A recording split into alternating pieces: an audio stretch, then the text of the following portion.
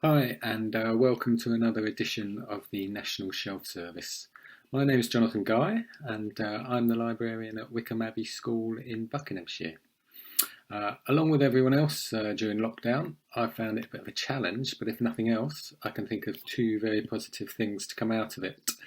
Most importantly, it's given me a perfect opportunity to reduce my ever increasing to be read pile, and you can see I'm working my way through the Carnegie shortlist, most of which are online and available as ebooks as well. Secondly, because there's been no barbers open for the last 6 weeks, I thought I had a ever receding hairline, but it seems that it is actually growing, which is a bit of a shock.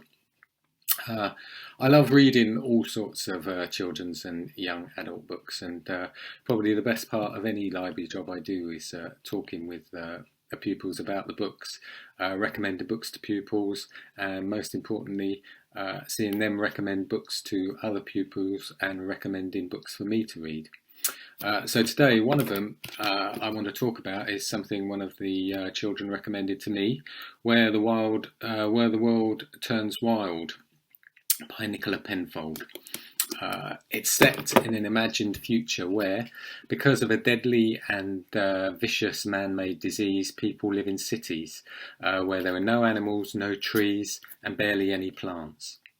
Outside these cities, though, the natural world has been left untamed, and a wilderness has spread untouched by humanity.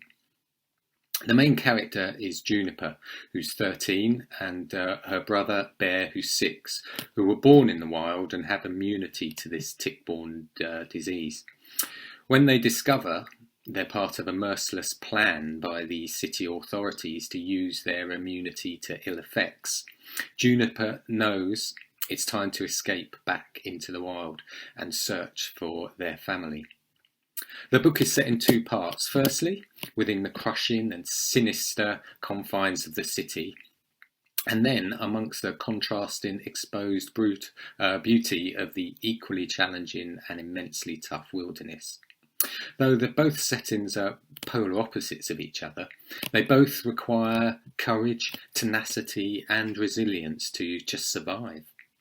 In these turbulent and difficult times, this is both a pertinent and thought-provoking read. Moreover, it's just an utterly brilliant book. It's original, it oozes confidence, it exudes atmosphere, it exudes tension, it conjures up a vivid and mesmerising setting. It has two believable but vulnerable main characters in Juniper and Bear. And the plot ebbs and flows in a perfect pace. It really is beautiful writing that totally immerses you in the story, pulls you along effortlessly through the trials and challenges the children face. Wilding and rewilding is quite a topical subject at the moment.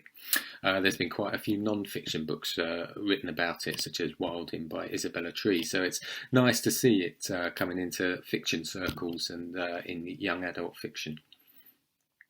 Where the World Turns Wild, it does a great turn in making you think about nature, the environment, our role within it, how we manipulate it, how we abuse it, and how we interact with it. But it does it in quite a subtle way. It really does make you think about the issues in a very holistic way, and it looks at sort of various viewpoints. And it does it really, really well while still creating a pulsating, gripping, and heartwarming read. If you want 3 words to justify reading it, or what it's about, try thrilling, escapist, and human.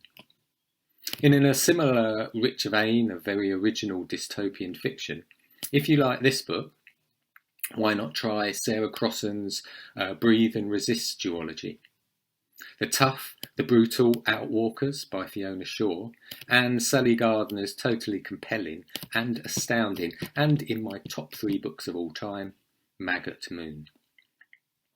Lastly, but by no means least, National Shelf Service over the next few days will have a week of special broadcasts from June the 2nd to the 9th to promote Empathy Day on June the 9th. I'd encourage you all to take a good look at the very excellent Empathy Lab website at www.empathylab.uk. There's a wealth of resources there to provide support and guidance, as well as a really good list of books to dip into, including the wonderful Read for Empathy collections and a new family activity toolkit. So enjoy your reading. Until next time, see you later.